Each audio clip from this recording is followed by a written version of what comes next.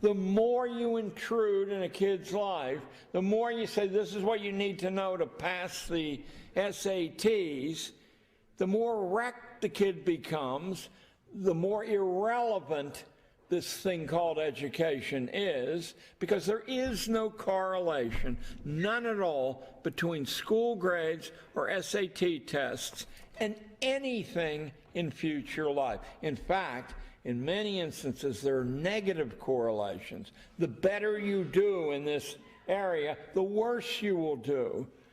Is there an idea more radical in the history of the human race than turning your children over to total strangers who you know nothing about, and having those strangers work on your child's mind out of your sight for a period of 12 years?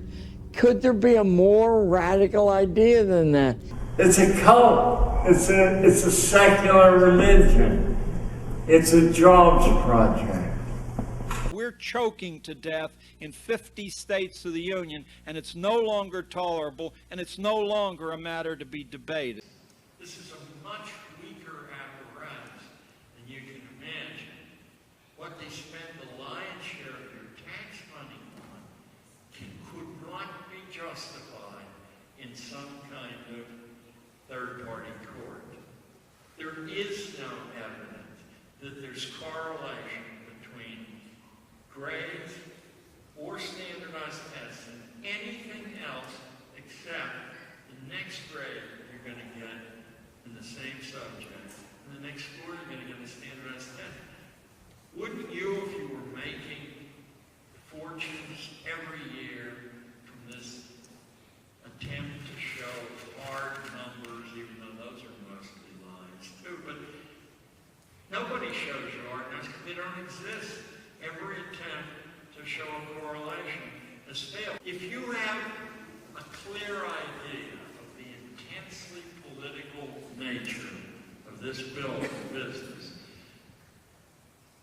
and what its weaknesses are, what it's intended to produce, and then what the obstacles to that production are, you can almost write your own ticket all the way through school.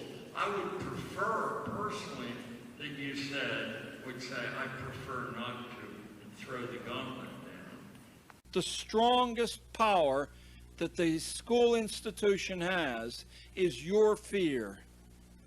That's where it largely, it's true that they can select one person and by a gargantuan effort and 6 months spying and a huge outlay of money, they can crush that person's life. It is true. I'll tell you what's not true. They can't do that to 8 people. They don't have the resources. And I think we're at a juncture now in American history when a gauntlet has to be thrown down. I say you take the voucher money and you disregard the orders and instructions that come with it, and you close the door to the inspection teams. Now, is that bravado? Tell me something. How do you think a loudmouth like John Gatto survived in an inner city Manhattan school for 30 years, overwhelmed? It was the socialist capital, not of New York State, of the United States, the Upper West Side of Manhattan. So I was persona non grata from the get-go. It is an Alice in Wonderland house of cards. Don't tell me that you're going to negotiate with these people. Or that your good example will bring them along. When your boot's on their neck, they'll come along. There are no advances in human history that have come about through negotiation. It's simply drawing a line in the sand and saying, if you cross that line, I will kill you. It's that simple.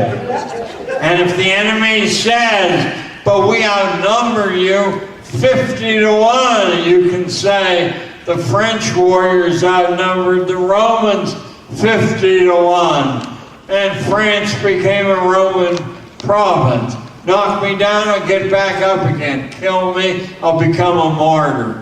So many people have been trivialized and marginalized, their lives made absurd by the recipe books of schools, colleges, and corporations, that a new insurgency is forming in this country and elsewhere.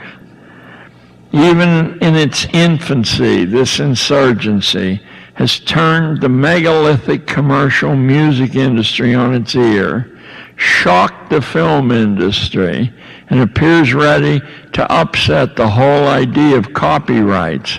It has learned from Vietnam, Iraq, and Afghanistan that people unwilling to be intimidated by military force, even while it kills them in large numbers, can stop powerful war machinery in its tracks.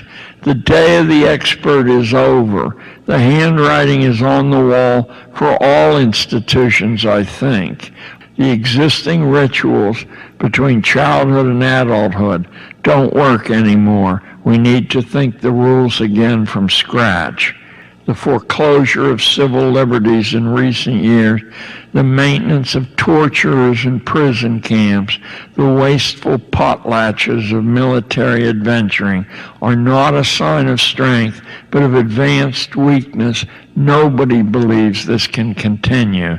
To recover the creativity we once had through voluntary schooling in a voluntary society, we're going to have to abandon forced attendance schooling, and I think that's true even for alternative schools. Don't force anyone to attend. Schools needn't be closed or starved for funds. Just don't make them mandatory. In time, this mess will cure itself. Genius has always responded to liberty, not rules.